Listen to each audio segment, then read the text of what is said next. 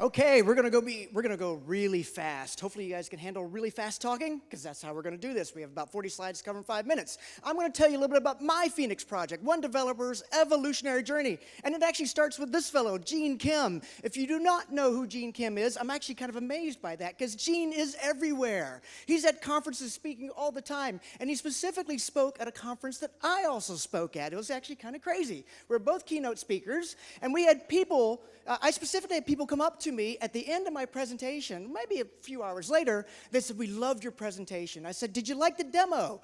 And they're like, "We didn't actually see a demo, but I'm going to buy the book." And I realized, oh, they're not talking about me. And I had to think, what was it? I didn't have my glasses on at the time, so maybe that was part of the confusion. But maybe I had to kind of think about what was the confusion here. He's an entrepreneur, kind of the king of DevOps, if you will. I'm specifically a developer advocate. I've been at Red Hat 10 years, so we didn't really have that similarity.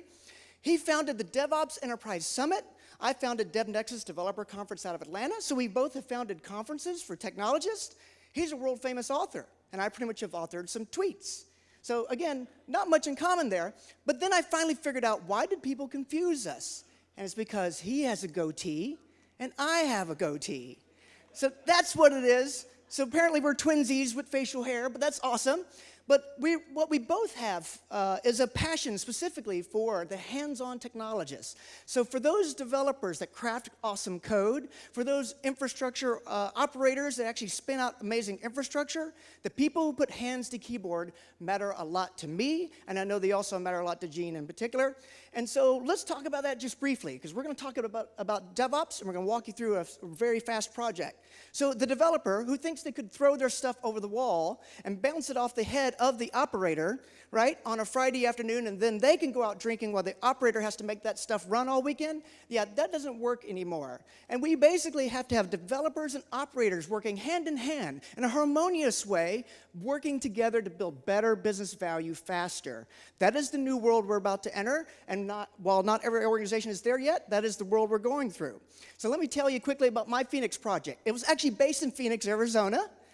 Funny enough, we were going to take an old character-based user interface system that was not making them competitive. We were going to replace it with a web-based system with a customer self-service portal.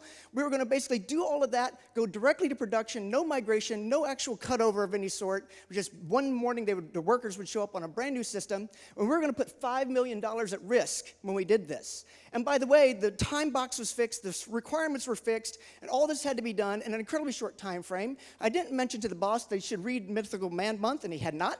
But I said, not only do we have to work overtime, we actually won't sleep.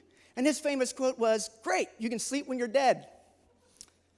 So I took that to heart. We basically saddled up. We basically pulled the best engineers I could find inside the company. We hired some additional folks. We basically grouped all our cubicles together, because when we did a stand-up meeting, I actually jumped up on the desk of the top cubicle and basically said, "What's blocking you? Where are you challenged? Can you help her?" And that's how we did a stand-up meeting almost every day. It was standing on top of the actual desk.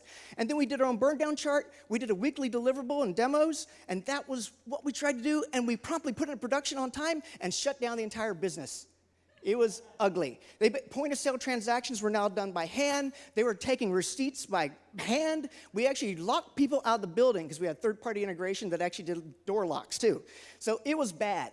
But the one thing that we knew, in order to get out of this, we had to work together, and we basically had to bring dev, ops, DBAs, the business, and the executive team, and we had to work together. We eventually did solve it, and I'll keep on moving because we've got to move fast, but we did eventually solve it over the course of the next 3 months, rolling out patches almost every night, doing bug fix Saturdays, but let's kind of keep going, okay? All right, so this is your evolutionary journey. You basically have to have self-service, on-demand, infrastructure as code that's API-driven, where the developer and whomever needs a resource can get to it instantly. Shouldn't take 3 weeks to get a VM. You have to embrace this concept of dev and ops. It's DevOps together, as well as security and business and all the other key players in the software architecture. You got to think about CI/CD, and you got to think about your specific deployment pipeline. You got to think about your automation when it comes to Puppet, Chef, or Ansible. You also need to think about what's coming in the world of containers and microservices. And then you can be the GitHub unicorn and the mythical beast. Okay, Do read these books. If you've not read them yet, you must. You must read these books. It's The Phoenix Project by Gene Kim. It's also the new book that just shipped about a week and a half ago, the DevOps Handbook. Just read them again and again, actually. And then the last thing I'll leave you with here is by a fellow named Viktor Frankl, incredibly inspirational, a Nazi concentration camp survivor. If you can no longer change a situation, you must change yourself. And then finally, the last thing you can change is your attitude. If you can't change anything else, you can change your attitude. Thank you very much.